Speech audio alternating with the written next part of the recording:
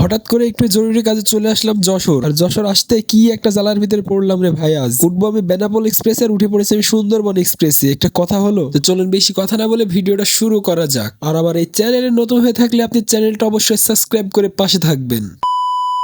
Hello everyone, আসসালামু আলাইকুম। কি অবস্থা সবার, কেমন আছেন? আশা করি সব অনেক বেশি ভালো আছেন। তো আমিও ভালো আছি। তো আজকে আমি যশোর যাবো দুপুর 2টার ট্রেন ভেড়ামারা থেকে। তো সর্বপ্রথমে কিন্তু বাসাতে দুপুরে ফ্রেশ হয়ে বাসে উঠে চলে আসলাম ভেড়ামারাতে। আর আমার ট্রেন বেনাপোল এক্সপ্রেস দুপুর 2টায় ট্রেন আসার কথা। তো এই জন্য কিন্তু আগের দিন টিকিট আমি কেটে রেখেছিলাম অনলাইন থেকেই। যশোর আমার খুব একটা যাওয়া হয় না, বছর 3 আগে একবার গিয়েছিলাম, আর আজ যাচ্ছি হঠাৎ একটু জরুরি কাজে। তো যাই হোক, অবশেষে কিন্তু আমি চলে এসেছি ভেড়ামারাতে। তো ভেড়ামারায় এসে আমি ওভার ব্রিজের পরে একটু দাঁড়াইছিলাম। তো এখন বাজে দুপুর 2টা, ট্রেনের কিন্তু কোনো নামগন্ধই নেই। আমি শুধুই দাঁড়ায় আছি। তো দাঁড়ায় আর কত বেল থাকবো, তো একটা চা খেয়ে আসি নিচে গিয়ে। তো তাই বলে কিন্তু একটা লাল চাও খেয়ে নিলাম। আর চা খেতে তো আমার বেশ ভালোই লাগে। তো চা খেতে খেতে এখানে বসে থেকে কিন্তু অনেকক্ষণ বসেই ছিলাম। তো বসে থাকতে থাকতে ফাইনালি কিন্তু রাজশাহীর ট্রেনটা চলে আসলো, কিন্তু আমার ট্রেন কিন্তু এখন আসার নামগন্ধই নেই। প্রায় 4টা বাজতে চললো, কিন্তু আমার এখনো বেনাপোল এক্সপ্রেস এখনো আসলো না। তো এখানে বসে থাকতে দেখতে রাজশাহীর ট্রেন দেখতে দেখতে ওই পারে যে সুন্দরবন এক্সপ্রেস এসেছে, এটা আর আমি জানি না। আমি মনে করি যে বেনাপোল এক্সপ্রেস, তাই বলে কিন্তু আমি সুন্দরবন এক্সপ্রেসে উঠে পড়েছে। উঠে হাই রে ভাই, কি আর বলবো। দাঁড়ায় থাকতে থাকতে জগৎ স্টেশন চলে আসলো। তো এখানে ট্রেন থামলো। তো ট্রেন থেকে নেমে আমি দৌড়াতে দৌড়াতে আমার 6 নাম্বার বগিতে আসলাম। তো এসে তো দেখি এক আপু বসে আছে তার ফ্যামিলি সহ। তো আপুকে বললাম, আপু এটা তো আমার সিট। তো আপু আবার বলতেছে, ভাই এটা সুন্দরবন এক্সপ্রেস, আপনার বেনাপোল এক্সপ্রেস এটা তো পরে আসবে, এটা লেট আছে।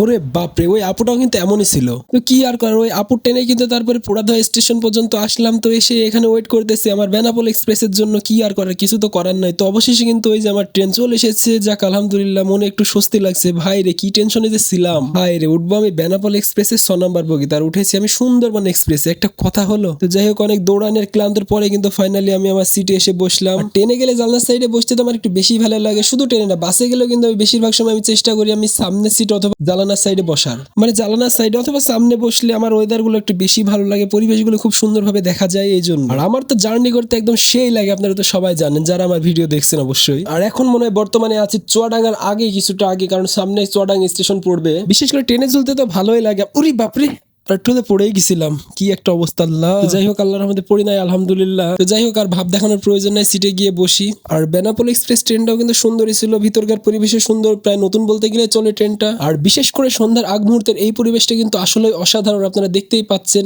বিশ্বাস করেন এত সুন্দর লাগতেছে। আর এখন বর্তমানে আছি, এটা হচ্ছে গিয়ে চুয়াডাঙ্গা। তো সামনে কিন্তু চুয়াডাঙ্গা স্টেশন, সেখানে থামবে।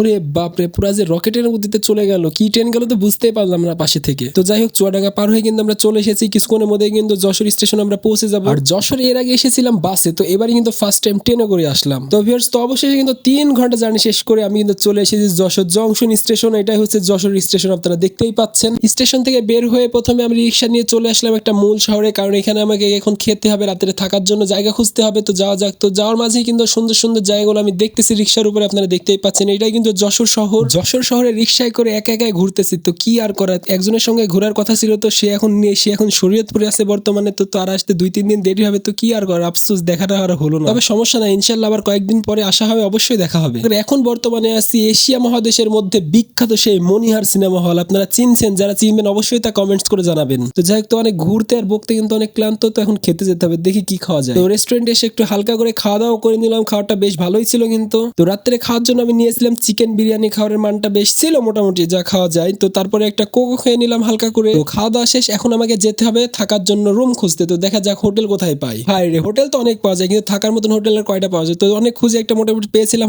হোটেল রুমে গিয়ে সারা রাত রেস্ট নিয়ে সকালবেলায় রেডি টেডি হয়ে কাজের জন্য বের হয়ে আসলাম। আমি কাজ সেরে আবার কিন্তু কুষ্টিয়া ব্যাক করবো। এরই মাঝে কিন্তু আবার হালকা করে সকালকে নাস্তাটাও করে নিলাম। নাস্তার জন্য ছিল পরোটা, ডাউল ভাজি আর ডিম, কারণ সকালকে নাস্তাটা করে আমার 1 ঘন্টার কাজ আছে। তারপরে আমি আবার কুষ্টিয়া ব্যাক করবো। অবশেষে আমার সব কাজ কমপ্লিট, এখন আমি বাসার উদ্দেশ্যে রওনা দেবো। আর এটা হচ্ছে গিয়ে নড়াইল রোড, আপনারা দেখতেই পাচ্ছেন। এটা সোজা চলে গেল নড়াইল। তো অবশেষে কিন্তু আমি বাসে উঠে পড়েছি, রূপসা বাসে। এটা হচ্ছে কুষ্টিয়া মজমপুর গেট পর্যন্ত যাবে, ভাড়া নিয়েছে 200 টাকা। আর যশোর থেকে আসার সময় 2 সাইডের গাছগুলো দেখছেন, রাস্তাটা কতটা সুন্দর লাগতেছে। এত সুন্দর রাস্তা, সত্যি কিন্তু অসাধারণ। আপনারাই দেখুন, সত্যি রাস্তাটা আমার কাছে অনেক বেশি ভালো লেগেছে। তো আপনাদের কাছে অবশ্যই কেমন লেগেছে, আর এই রাস্তায় কে কে এসেছেন অবশ্যই তা কমেন্টস করে জানাবেন। তো ভিউয়ার্স, তো 3 ঘন্টা জার্নি করা শেষ পরে কিন্তু চলে এসেছে আমার প্রাণের শহর কুষ্টিয়া। তো আজকের ভিডিওটি আমি এখানেই শেষ করছি, দেখা হচ্ছে পরবর্তী ভিডিওতে। সে পর্যন্ত সবাই ভালো থাকুন, সুস্থ থাকুন। আল্লাহ হাফেজ, টাটা, বাই বাই, আসসালামু আলাইকুম।